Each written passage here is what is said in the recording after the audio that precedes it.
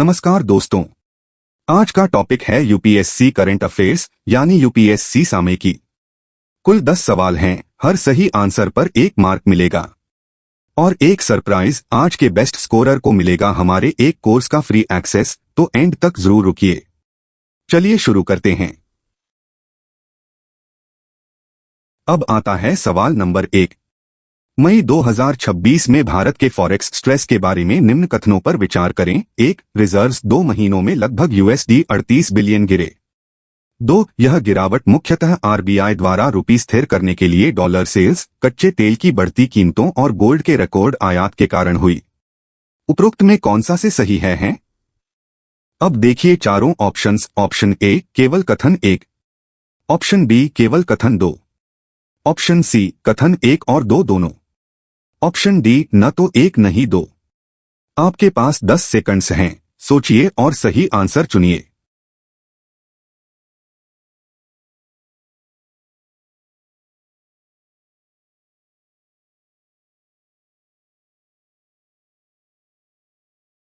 तो इसका correct answer है ऑप्शन सी यानी कथन 1 और 2 दोनों। अब इसे समझते हैं, दोनों कथन सही हैं। फॉरेक्स रिजर्व्स 2 महीनों में लगभग USD 38 बिलियन गिरकर USD 691 बिलियन रह गए और आधिकारिक स्पष्टीकरण इसके लिए 3 कारण बताता है: आरबीआई का मार्क हस्तक्षेप, कच्चे तेल की कीमतें और सोने का रिकॉर्ड आयात, साथ ही LRAs के तहत बढ़ता विदेशी खर्च। इकोनॉमिस्ट्स चेतावनी देते हैं कि अत्यधिक इंपोर्ट रिस्ट्रिक्शंस मैन्युफैक्चरिंग और एक्सपोर्ट्स को नुकसान पहुंचा सकते हैं। तो याद रखिए ये पॉइंट। सवाल नंबर 2 ध्यान से सुनिए। निम्न में कौन भारत के वर्तमान फॉरेक्स स्ट्रेस मई 2026 का कारण नहीं बताया गया है? अब देखिए चारों ऑप्शंस। ऑप्शन ए रुपये स्थिर करने के लिए आरबीआई के डॉलर सेल्स, ऑप्शन बी वैश्विक क्रूड ऑयल की अस्थिर कीमतें, option C record gold imports और उच्च overseas spending, option D Bharat के फूड ग्रेन एक्सपोर्ट्स में गिरावट। आपके पास 10 सेकंड्स हैं, सोचिए और सही आंसर चुनिए।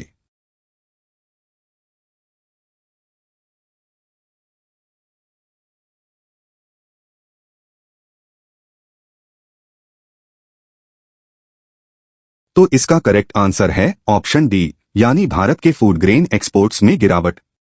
अब इसे समझते हैं। फॉरेक्स स्ट्रेस के कारण हैं ट्विन इंपोर्ट बर्डन, तेल प्लस सोना, और आरबीआई का रुपये बचाने के लिए मार्क हस्तक्षेप।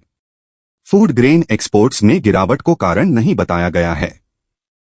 भारत का CAD ऑयल और गोल्ड के इनइलास्टिक इंपोर्ट्स के संरचनात्मक बोझ के कारण बढ़ रहा है। इकोनॉमिस्ट्स एक तरफा प्रतिबंधों के बजाय कैलिब्रेटेड अप्रोच की सलाह देते हैं। तो याद रखिए ये पॉइंट। अगला सवाल नंबर 3।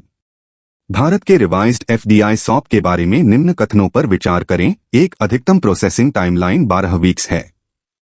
2. 5,000 रुपए करोड़ से अधिक इक्विटी इन्वेस्टमेंट वाले FDI प्रपोजल्स को CCA अप्रूवल चाहिए। 3. भारत के लैंड बॉर्डर देशों से इन्वेस्टमेंट्स के लिए MHA सिक्योरिटी क्लियरेंस जरूरी है। उपरोक्त में कौन कौन सही है? अब देखिए चारों ऑप्शंस। ऑप्शन ए केवल 1 और 2, ऑप्शन बी केवल 2 और 3, ऑप्शन सी केवल 1 और 3, ऑप्शन डी तीनों 1, 2 और 3। आपके पास 10 सेकंड्स हैं, सोचिए और सही आंसर चुनिए।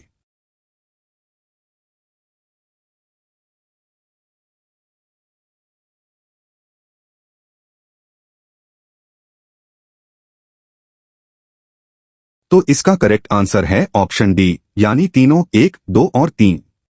अब इसे समझते हैं, तीनों कथन सही हैं।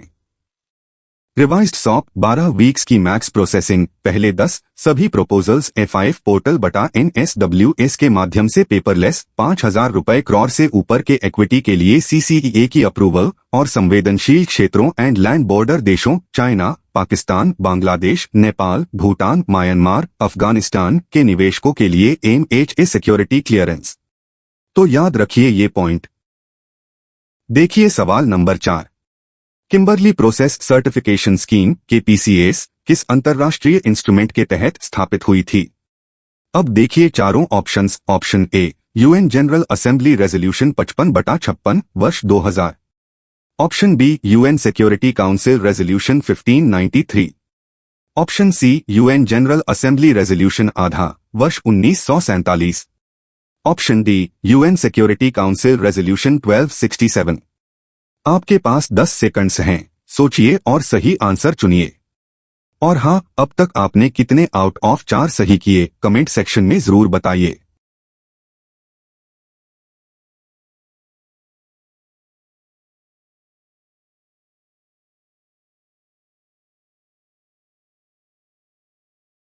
तो इसका करेक्ट आंसर है ऑप्शन ए, यानी यूएन जनरल असेंबली रेजोल्यूशन 55/56 वर्ष 2000।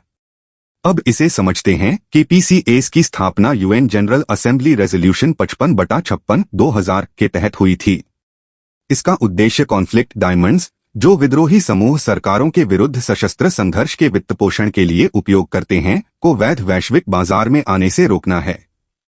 किम्बरली प्रोसेस 2000 में सदर्न अफ्रीकन देशों ने शुरू किया था। तो याद रखिए ये पॉइंट। चलिए सवाल नंबर 5 देखते हैं। किम्बरली प्रोसेस केपी की कानूनी प्रकृति के बारे में निम्न में कौन सा कथन सही है? अब देखिए चारों ऑप्शंस। ऑप्शन ए, यह यूएन के तहत एक लीगली बाइंडिंग अंतर्राष्ट्रीय ट्रीटी है। ऑप्शन बी, यह कोई फॉर्मल अंतर्राष्ट्रीय संगठन या लीगली बाइंडिंग ट्रीटी नहीं है। यह सदस्य देशों के राष्ट्रीय कानूनों और बर्डन शेयरिंग कॉन्ट्रीब्यूशंस के माध्यम से काम करता है। ऑप्शन सी, यह केवल डायमंड उत्पादक देशों पर लागू होता है। ऑप्शन डी, इसका प्रबंधन केवल वर्ल्ड ट्रेड ऑर्गेनाइजेशन WTO करता है। आपके पास 10 सेकंड्स हैं, सोचिए और सही आंसर चुनिए।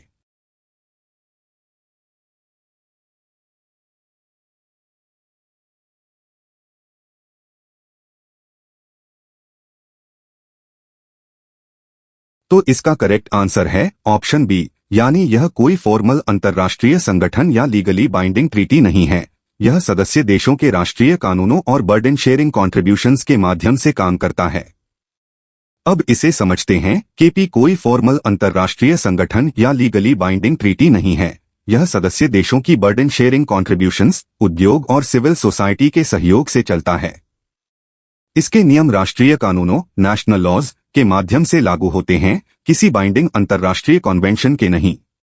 भागीदारी स्वैच्छिक है पर बाजार के लिए लगभग अनिवार्य हो गई है। तो याद रखिए ये पॉइंट। अब आता है सवाल नंबर 6। हाल ही के SO2 मिटिगेशन अध्ययन के अनुसार भारत के कोल फायर्ड पावर प्लांट्स से SO2 एमिशंस 2005 के 2.36 हजार किलोटन से बढ़कर 2021 में लगभग कितने हो गए?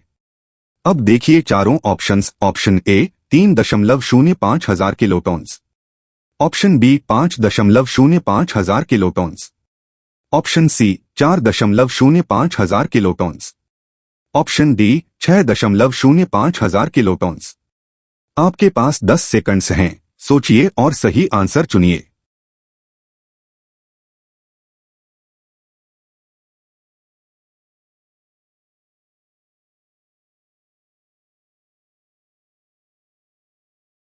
तो इसका करेक्ट आंसर है ऑप्शन बी, यानी 5.05 हजार किलोटन। अब इसे समझते हैं। वैश्विक गिरावट के विपरीत भारत के CFPP से SO2 एमिशंस दोगुने से अधिक हो गए। 2005 में 2.36 हजार KT से 2021 में 5.05 हजार KT और 2023 में 30% और बढ़ोतरी। अध्ययन NFHS 5 के डेटा का उपयोग करके दिखाता है कि SC, सेंट, OBC और निम्न आय वर्ग असमान रूप से प्रभावित हैं, इसलिए मिटिगेशन सामाजिक न्याय का प्रश्न है। तो याद रखिए ये पॉइंट। सवाल नंबर 7 ध्यान से सुनिए। SO2 मिटिगेशन अध्ययन के अनुसार किन राज्यों में सबसे अधिक अवॉइडेबल मोर्टालिटी है और इसलिए मैंडेटरी FGD से सबसे अधिक लाभ होगा? अब देखिए चारों ऑप्शंस। ऑप्शन ए पंजाब, हरियाणा और उत्तर प्रदेश, ऑप्शन बी महाराष्ट्र, तमिलनाडु और कर्नाटक, ऑप्शन सी बिहार, झारखंड और ओडिशा, ऑप्शन डी केरला, आंध्र प्रदेश और तेलंगाना। आपके पास 10 सेकंड्स हैं, सोचिए और सही आंसर चुनिए।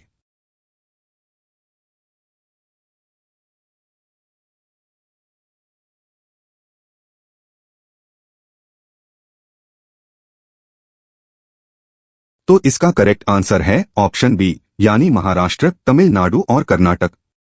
अब इसे समझते हैं। अध्ययन के अनुसार महाराष्ट्र, तमिलनाडु और कर्नाटक में जनसंख्या घनत्व के कारण सबसे अधिक अवॉइडेबल मोर्टेलिटी है। दूसरी ओर छत्तीसगढ़ और ओडिशा बड़े कोल पावर प्रोड्यूसर्स में एफजीडी अपनाने से सबसे अधिक एआईआर क्वालिटी सुधार होगा।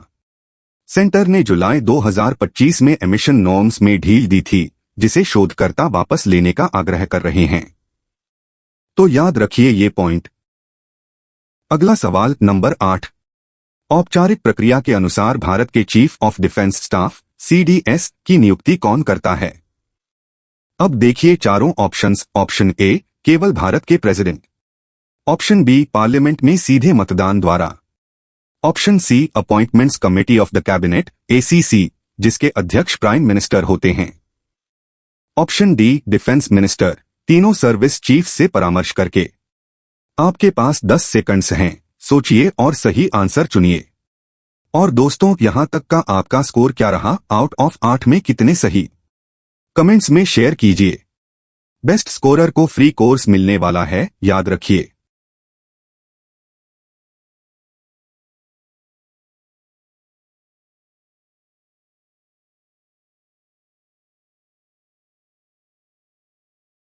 तो इसका करेक्ट आंसर है ऑप्शन सी, यानी appointments committee of the cabinet ACC, जिसके अध्यक्ष प्राइम मिनिस्टर होते हैं। अब इसे समझते हैं। सीडीएस की नियुक्ति appointments committee of the cabinet ACC करती है, जिसके अध्यक्ष प्राइम मिनिस्टर होते हैं। 62 वर्ष से कम आयु का कोई भी सेवारत या सेवानिवृत्त 3 स्टार LT gen बटा एयर मार्शल बटा वाइस एडमिरल या 4 स्टार अधिकारी पात्र है। पद पर अधिकतम सेवा आयु 65 वर्ष है। सीडीएस पद में तीनों सर्विस चीफ्स के बराबर है, पर फर्स्ट अमंग इक्वल्स के रूप में कार्य करते हैं। तो याद रखिए ये पॉइंट। देखिए सवाल number 9। Chief of defence staff CDS के पद के बारे में निम्न कथनों पर विचार करें। 1. यह एक संवैधानिक कॉन्स्टिट्यूशनल पद है। 2. जनरल बिपिन रावत भारत के पहले सीडीएस थे। 3. CDS chiefs of staff committee कॉस्क के स्थायी परमानेंट अध्यक्ष होते हैं। उपरोक्त में कौन कौन सही है? अब देखिए चारों ऑप्शंस। ऑप्शन ए केवल 1 और 2, ऑप्शन बी केवल 1 और 3, ऑप्शन सी केवल 2 और 3, ऑप्शन डी तीनों 1, 2 और 3। आपके पास 10 सेकंड्स हैं, सोचिए और सही आंसर चुनिए।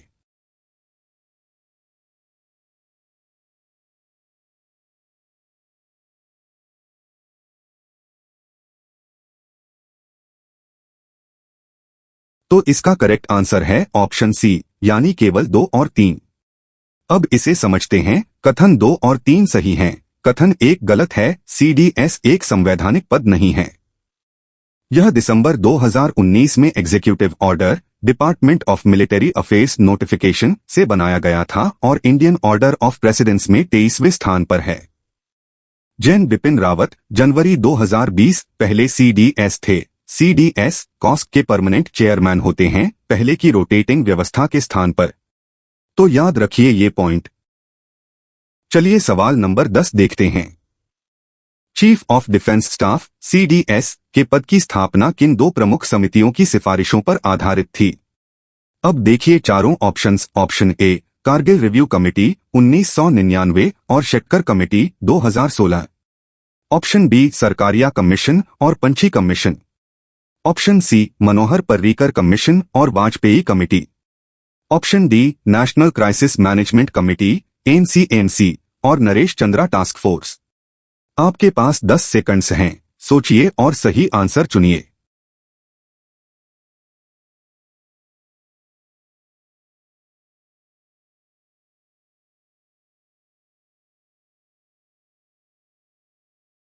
तो इसका करेक्ट आंसर है ऑप्शन ए, यानी कारगिल रिव्यू कमेटी 1999 और Shekatkar committee 2016।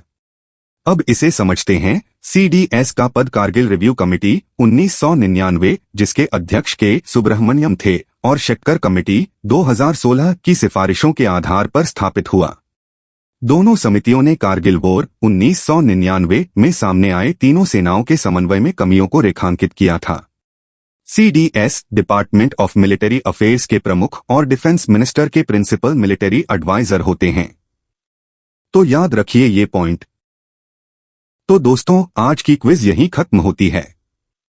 Mention your score in the comment section और the best scorer overall will get access to a course.